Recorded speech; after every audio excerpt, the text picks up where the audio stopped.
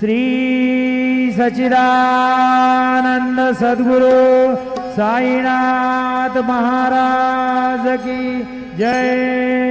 ओवाळू आरती माझ्या सद्गुरुनाथा, माझ्या साईनाथा, पाचाही तत्वांचा दीप लाविलाता, निर्गुणाची स्थिती कैसी आकारा